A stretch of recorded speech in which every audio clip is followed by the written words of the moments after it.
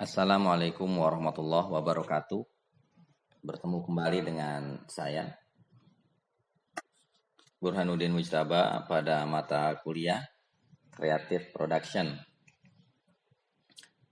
Pertemuan kali ini kita akan membahas mengenai prinsip-prinsip kreativitas. Selanjutnya, pengertian kreatif.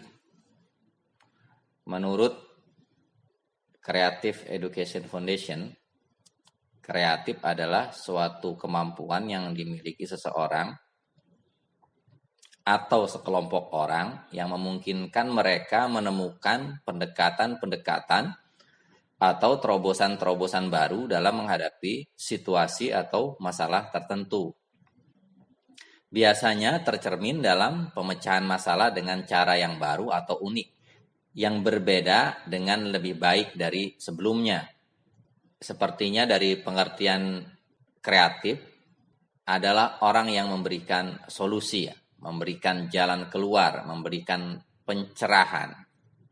Jadi ada pendekatan-pendekatan, terobosan-terobosan baru untuk menghadapi masalah tertentu. Masalah setiap saat bisa datang silih berganti. Nah, orang-orang kreatif inilah yang akan memberikan pemecahannya, solusinya bagaimana dengan masalah-masalah yang dihadapi. Tetapi tentu saja pemecahannya bukan mengatasi masalah dengan masalah, tetapi mengatasi masalah dengan cara yang lebih baik. Selanjutnya, kita saat ini sering dihantui oleh mitos kreativitas. Hanya orang-orang tertentu yang bisa kreatif. Misalnya, kita sering bilang, saya tidak berbakat untuk kreatif. Saya nggak punya bakat deh. Nggak punya keturunan, nggak punya genetik kreatif.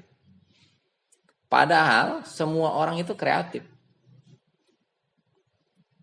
Untuk menjadi kreatif, dimulai dari pikiran dulu. Kita harus berpikir bahwa kita kreatif. Tapi kalau dari alam bawah sadar sudah mengatakan bahwa kita tidak kreatif, ya sudah. Mau apa lagi begitu. Jadi sebenarnya semua orang itu kreatif. Mungkin yang terasa kalau Anda perhatikan, orang kreatif itu kalau dalam posisi terdesak, dalam posisi dia sudah nggak bisa ngapa-ngapain, biasanya menjadi kreatif. Orang yang sudah nggak punya uang, biasanya dia berpikir bagaimana berdagang apa, berjualan apa. Tapi dalam kondisi nyaman, biasanya orang bukan tidak bisa kreatif, tidak mendorong dirinya untuk kreatif. Terus ada juga mitos, kalau cuma bisa satu hal, itu kan tidak berarti kreatif. Artinya, saya kan cuma bisa satu hal gitu. Kalau cuma satu hal nggak bisa disebut kreatif dong. Itu juga sebenarnya menghalangi Anda untuk menjadi lebih baik. Jadi satu hal yang biasa Anda lakukan, belum tentu bisa dilakukan orang lain. Orang yang bisa menggambar, yang biasa hobinya menggambar di buku gambar, belum tentu orang bisa melakukannya. Begitupun orang yang saya hanya bisa masak nasi goreng misalnya, ya belum tentu orang lain bisa melakukannya. Jadi itu kalau cuma bisa satu hal itu tidak berarti kreatif. Bisa satu hal saja sudah dianggap kreatif. Jadi dianggapnya ada lagi mitos hanya satu hal tipe kreatif itu. Jadi kreatif itu dianggapnya cuma bisa bikin kerajinan tangan, bisa ngegambar. Ya enggak juga. Kreatif itu macam-macam. Menjadi kreatif bukan sebatas ahli dalam melukis dan menciptakan lagu. Kan yang sebelum-sebelumnya, pertemuan sebelum-sebelumnya itu ada banyak sekali yang terkait, yang dianggap, yang dimasukkan oleh Kementerian Perdagangan sebagai subsektor ekonomi kreatif. Dari mulai, ya tentu saja dari mulai kerajinan tangan, seni rupa, desain, arsitektur, kuliner juga masuk. Jadi tidak hanya satu tipe kreativitas itu. Kemudian ada lagi yang bilang, biarkan orang-orang kreatif yang melakukan hal kreatif. Lah terus kita ngapain dong? Jadi dianggapnya orang-orang kreatif itu mereka saja yang bertanggung jawab. Sebenarnya untuk memecahkan solusi kehidupan, membuat hidup lebih baik, ya semua orang bertanggung jawab untuk mengkontribusikan ide mereka ya. Jadi tidak hanya tanggung jawab orang kreatif, dan kita memang tahu siapa yang orang kreatifnya itu, yang bisa memecahkan masalahnya itu, yang bisa membuat produk barunya itu.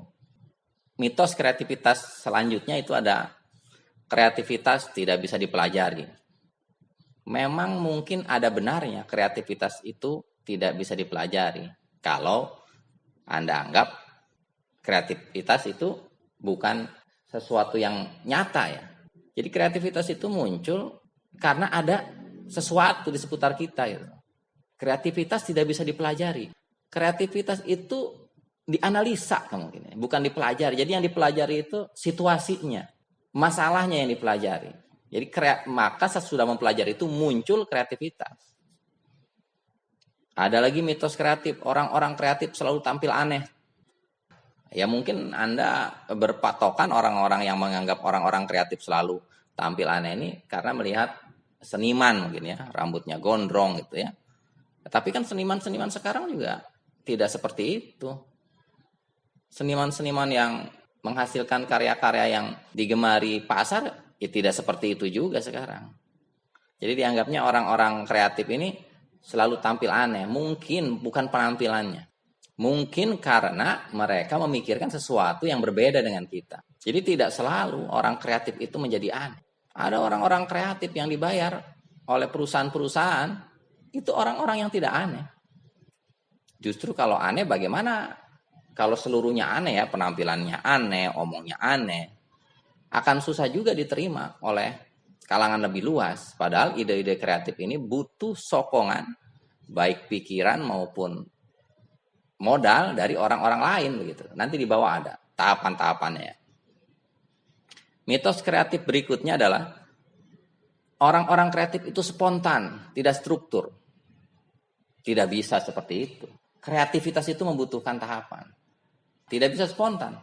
Kalau Anda anggap orang kreatif itu spontan, itu emosional ya. Jadi kreativitas itu membutuhkan tahapan-tahapan. Ada lagi mitos kreatif, oh saya terlalu tua untuk kreatif.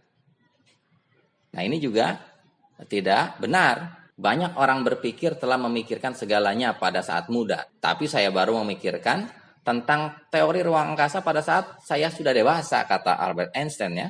Jadi kreatif itu tidak terkondisikan soal usia. Tidak. Jadi bisa sampai tua Anda menjadi kreatif. Ada mitos kreatif yang berikutnya. Kreativitas itu menemukan hal baru yang mengubah secara signifikan. Jadi di dunia ini sebenarnya tidak ada yang bisa menemukan hal baru yang mengubah signifikan itu. Semua juga berasal dari hal-hal kecil. Tapi dari hal-hal kecil ini berkolaborasi, dioptimalkan, itu yang membuat secara bertahap mengubah kehidupan secara signifikan. Kayak mungkin yang ke depan kita hadapi kan mobil, kendaraan listrik ya. Itu kan tidak ujuk-ujuk dia akan ada kendaraan listrik. Ada penemuan dulu sebelum-sebelumnya, abad sebelumnya. Ada penemuan energi, ada penemuan pengubah daya, ada penemuan kumparan. Sampai kemudian sekarang akan ada tren kendaraan listrik. Misalnya seperti itu. Jadi tidak langsung ya. Kamera digital juga sama. Tidak langsung blek orang menemukan kamera digital. Tidak seperti itu. Nah, untuk menjadi atau untuk masuk dalam industri kreatif, orang itu tenaga sumber daya manusia itu harus memiliki setidaknya 3 kemampuan dalam kerja kreatif. Yang pertama itu kemampuan sintetik. Jadi ini kemampuan menghubungkan antara satu hal dengan lain. Nah ini yang spontan begitu ngelihat, oh ini nih. Kalau ada masalah ini nih, coba kalau dibikinin. Wah ada masalah sampah nih. Coba kita bikin pengolahan sampah yang ramah lingkungan misalnya begitu. Jadi dihubungkan langsung. Berbeda dengan orang yang tidak kreatif ya, begitu melihat satu masalah yang dia pikir menggerutu. Kenapa ini ada sampah? Saya pusing, saya bau ini. Kayak begitu ya. Jadi tidak dihubungkan dengan satu pemecahan atau hal-hal lain. Itu namanya kemampuan sintetik. Selanjutnya, orang kreatif juga perlu kemampuan analisis. Wah, ini ada sampah misalnya kan. Ini tidak baik, sampah ini tidak baik.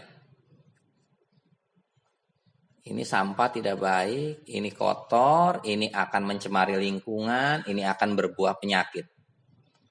Ini perlu ada satu solusinya lah, bagaimana dibikinnya. Kemudian dianalisis. Ini yang banyak ini jenis sampah apa saja. Kemudian dianalisis juga. Bagaimana bisa pengolahannya. Dianalisis juga. Kira-kira siapa yang bisa diajak kerjasama. Jadi harus ada kemampuan analisis.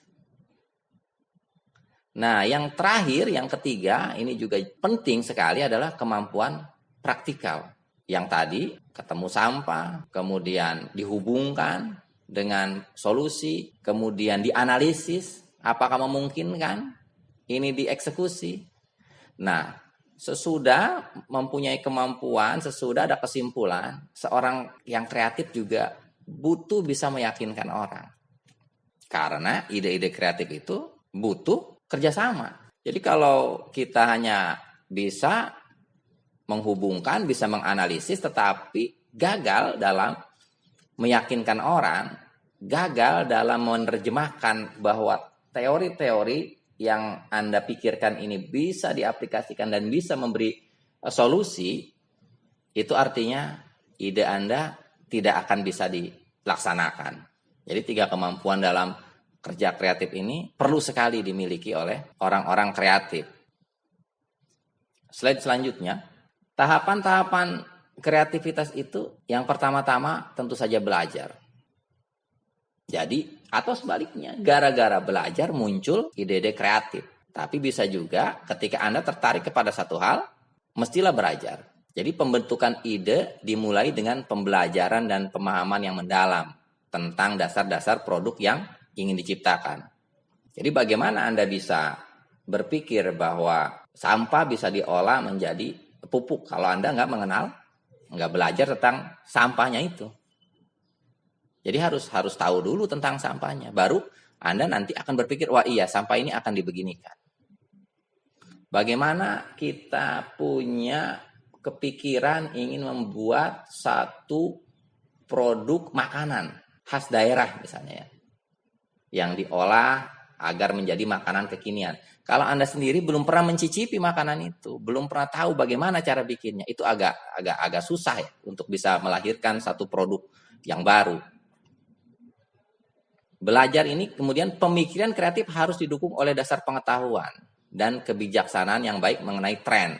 Jadi Anda juga artinya harus banyak baca buku ya, harus punya wawasan yang cukup luas untuk mengenal tren. Ini kalau saya buat produk ini, bisa nggak dilempar ke pasar? Ada nggak orang yang minat? Trennya kayak apa sih? Nah ini juga perlu belajar, dipelajari. Nah ketika sudah mempunyai pengetahuan, ditambah dengan latar belakang di lapangan, maka akan ada gambaran bagaimana mengaplikasikan ide-ide kreatif ke dalam bentuk nyata. Jadi Anda sudah mengetahui suatu produk ini kayak apa dan ingin menciptakan produk yang seperti apa, kemudian ngelihat ini apakah trennya baik apa enggak. Jadi kalau produk dibuat kalau tidak ada yang beli ya buat apa, tidak ada yang memanfaatkannya buat apa gitu. Kemudian yang ketiga, yang tadi yang latar belakang yang kuat, jadi Anda harus mesti mencoba di lapangan, baru itu akan muncul ide-ide kreatif dalam bentuk yang nyata. Slide berikutnya. Untuk jadi kreatif, yang tadi kan spontan, nggak bisa juga. Anda harus latihan. Orang-orang kreatif itu mestilah orang-orang yang terlatih. Latihan itu sangat penting. Latihan itu penting untuk mempelajari bagaimana melakukan sesuatu dengan benar. Anda mau membuat kue, Anda perlu latihan. Menggunakan mesin, cara membuat adonannya, itu harus latihan. Berulang-ulang. Kalau saya pernah baca sejarah The Beatles ya. Jadi rata-rata ada orang menganalisis untuk menjadi musisi legendaris itu, kita perlu belajar melalui latihan 10.000 jam. Jadi kalau belum sampai 10.000 jam, orang agak susah untuk bisa menjadi yang hebat di bidangnya. 10.000 jam itu berapa tahun? Perharinya berapa jam? Tinggal hitung aja sendiri. Jadi semua butuh latihan. Pemain-pemain, atlet, itu butuh latihan. Musisi, butuh latihan. Kalau Anda sudah melakukan main gitar selama 10.000 jam dalam hidup Anda, jadi membuat musik, membuat aransemen itu mungkin akan jauh lebih mudah. Menghayalkan ide-ide, bunyi-bunyian instrumental itu akan lebih mudah. Jadi harus belajar dulu bagaimana melakukan sesuatu dengan benar, bagaimana memegang gitar yang benar, bagaimana memetik gitar dengan benar, bagaimana cara mengadonin tepung dengan benar begitu ya. Kemudian dicoba, dilakukan berkali-kali, baru nanti ketika kita mau membuat sesuatu, menciptakan lagu, mau membuat kue, merancang bangunan, itu sudah sangat mudah.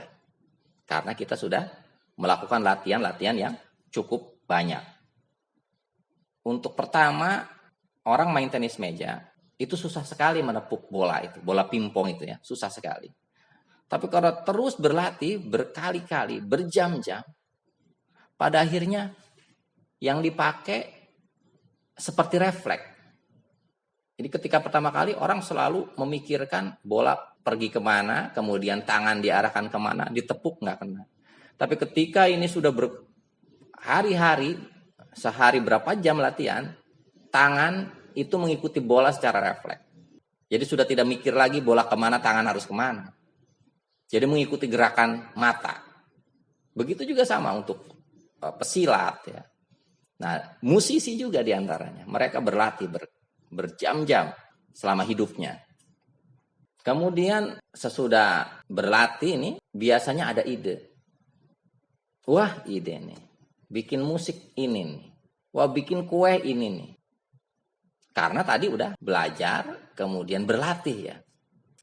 Jadi ide ini dianalogikan sebagai jiwa dari sebuah karya. Wah, kalau saya akan bikin begini, harus begini nih.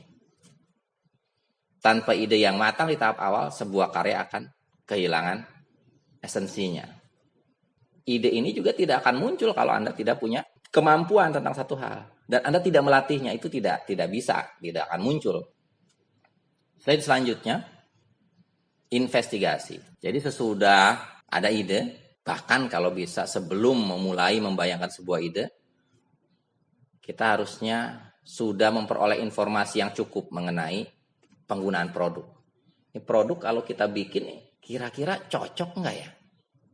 Kira-kira ada yang minat nggak ya? Kalau ada yang minat, yang seperti apa sih yang diminati? Nah itu makanya perlu ada investigasi dulu, mengamati dulu. Kesalahan terburuk adalah langsung melompat ke tahap merancang. Jadi belum ketahuan pasar minatnya kemana, kita sudah merancang produk itu. Ketika nanti sesudah dilakukan tes pasar, tidak cocok, ini tentu saja akan membutuhkan waktu lagi, mengulang lagi dari awal. Jadi tahap investigasi ini juga sangat penting untuk menghasilkan ide yang faktual dan relevan ya.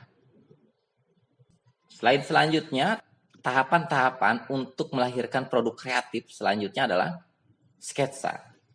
Jadi sesudah tadi investigasi, kita bikin sketsanya kayak apa sih? Ketika sudah investigasi, kita sudah tahu, oh ternyata yang diinginkan orang itu adalah produk yang kayak begini. Baru itu digambar. Oh ternyata trennya memang pembaca novel saat ini ceritanya kayak begini. Lalu dibikin sketsa. Jadi biasanya kan sketsa kan dibikin oleh ilustrator ya atau desainer visual ya untuk merancang baju, untuk merancang bangunan. Tetapi sketsa ini juga untuk bikin cerita, untuk bikin novel, untuk bikin film itu harus ada sketsanya.